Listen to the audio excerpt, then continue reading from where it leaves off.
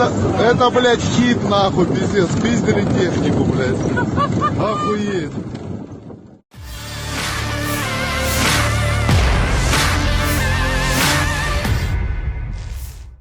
Beredar video yang menunjukkan warga Ukraina mencuri APC Rusia.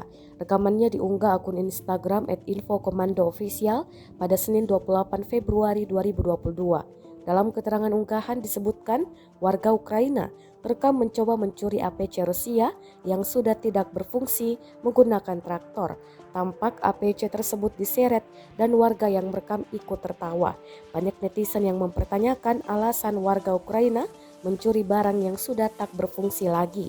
Presiden Rusia Vladimir Putin telah melancarkan operasi militer khusus ke wilayah Ukraina pada Kamis 24 Februari 2022. Dalam waktu singkat, pasukan Rusia berhasil masuk ke wilayah Ukraina dan menguasai beberapa wilayah negara tetangganya tersebut, termasuk bekas pembangkit listrik tenaga nuklir Chernobyl.